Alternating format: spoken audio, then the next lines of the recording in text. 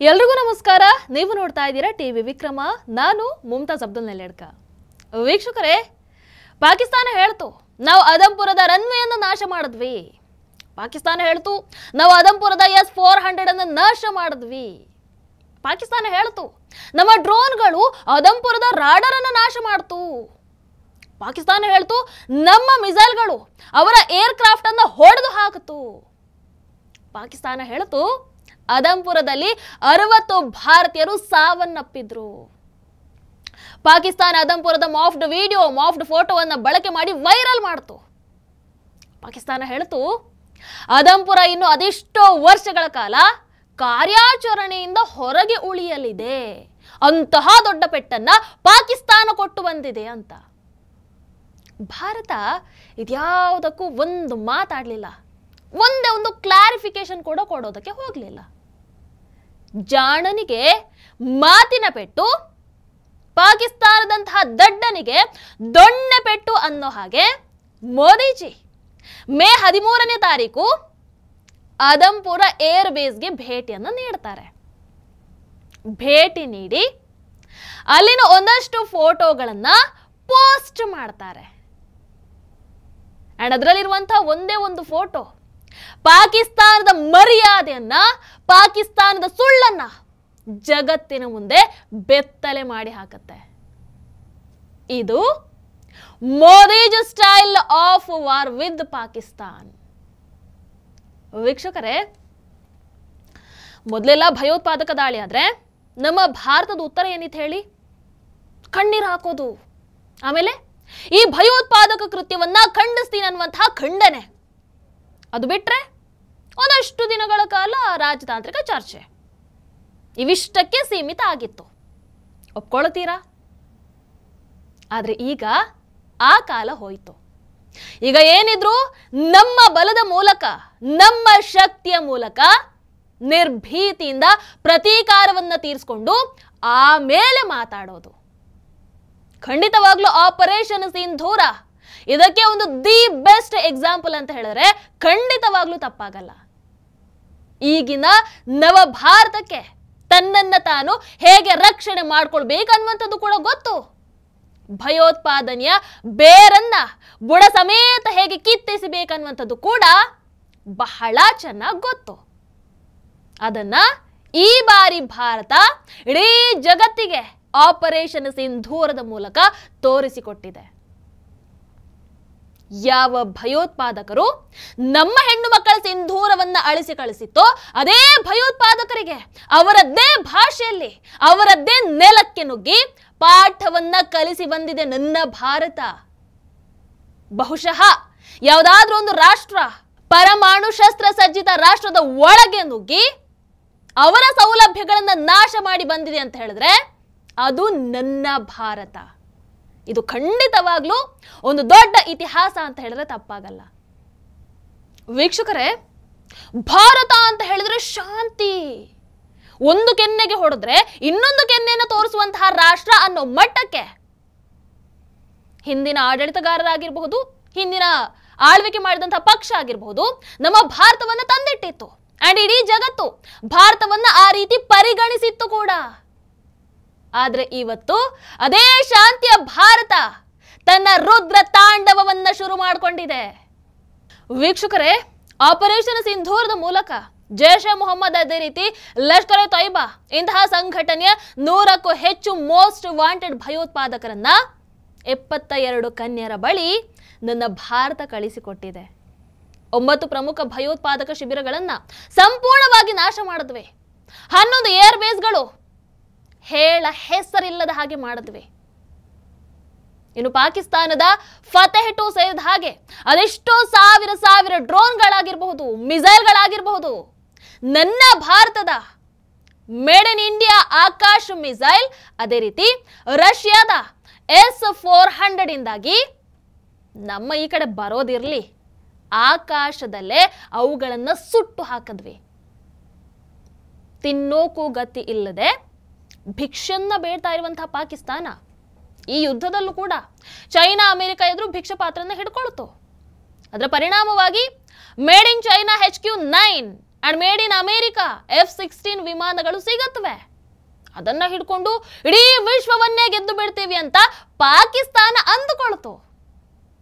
ಆದ್ರೆ made in China ಪ್ರಾಡಕ್ಟ್ಗಳ ಹಣೆ ಬರಹ ಬಹುಶಃ ಭಾರತಕ್ಕಿಂತ ಚೆನ್ನಾಗಿ ಯಾರಿಗೂ ಗೊತ್ತಿಲ್ಲ ಅಂತ ಅನ್ಸುತ್ತೆ. ಭಾರತದ ಮುಂದೆ ಯಾವ ಚೈನಾ ಯಾವ ಅಮೆರಿಕಾದ ಆಟ ಕೂಡ ನಡಿಲೇ ಇಲ್ಲ. ಭಾರತ ಅವರನ್ನ ಸೋಲಿಸಿ ಮಣ್ಣು ಮುಕ್ಕಿಸ್ತಾರೆ. ಇವತ್ತೆಲ್ಲರೂ ಕೂಡ made in China made in America ಪ್ರಾಡಕ್ಟ್ಸ್ನ ಕ್ವಾಲಿಟಿ ಮೇಲೆ ಸಂಶಯ ಪಡೋ ಮಟ್ಟಕ್ಕೆ ನನ್ನ ಭಾರತ ತಂದು ನಿಲ್ಲಿಸಿದೆ. ಅಂಡ್ ಇದು ಸಣ್ಣ ವಿಚಾರ ಅಂತೂ ಅಲ್ಲವೇ ಅಲ್ಲ ಬಿಡಿ. ವೀಕ್ಷಕರ, ಆಪರೇಷನ್ ಸಿಂಧೂರ ಕೇವಲ ಪಹಲ್ಗಾಮ್ ಅಟ್ಯಾಕ್ಗೆ ಪ್ರತೀಕಾರ ಆಗಿರಲಿಲ್ಲ. ಬದಲಾಗಿ ನನ್ನ ನವ ಭಾರತ ಭಯೋತ್ಪಾದನೆಗೆ ಮುದುರ್ಕೊಂಡು ಕೂರಲ್ಲ. ನನ್ನ ನವ ಭಾರತ ಭಯೋತ್ಪಾದನೆಯನ್ನ ಫೈರ್ ಜೊತೆಗೆ ಎದುರಿಸುತ್ತೆ ವಿನಃ ಫೈಲ್ ಜೊತೆಗೆ ಅಲ್ಲ. ನನ್ನ ನವ ಭಾರತ ನಮ್ಮ ಬಳಿ ಪರಮಾಣು ಶಸ್ತ್ರಾಸ್ತ್ರ ಇದೆ ಹೀಗೆ ಬೆದರಿಕೆಯನ್ನ ಹಾಕಿದ್ರೆ ಅದಕ್ಕೆ ಹೆದರಿ ಕೂರೋದಿಲ್ಲ. ಯಾಕಂದ್ರೆ ನನ್ನ ನವ ಭಾರತದ ನಾಯಕ ನರೇಂದ್ರ ಮೋದಿಜಿ ವಿನಃ ಮನಮೋಹನ್ ಸಿಂಗ್ ಅಲ್ಲ. ನಿಮ್ಮ ಬಳಿ ಪರಮಾಣುನ ಇನ್ನೊಂದ ಮತ್ತೊಂದ ಅದು ಏನೇ ಇರಲಿ ನಿಮಗಾಯ್ತು. ನಾವು ಮಾತ್ರ ನುಗ್ಗಿ ಹೊಡೆದು ಬರ್ತಾ ಇರ್ತೀವಿ. ಯಾಕಂದ್ರೆ ಇದು ನವ ಭಾರತ. ಇನ್ನು ಭಯೋತ್ಪಾದಕ ನೆಲೆ, ಪಾಕ್ ಮಿಲಿಟರಿ, ಇವುಗಳ ಮಧ್ಯೆ ಭೇದನೇ ಇಲ್ಲ. ಅಂಡ್ ನಾವು ಅದರ ಮಧ್ಯೆ ಭೇದವನ್ನ ಮಾಡೋದು ಇಲ್ಲ.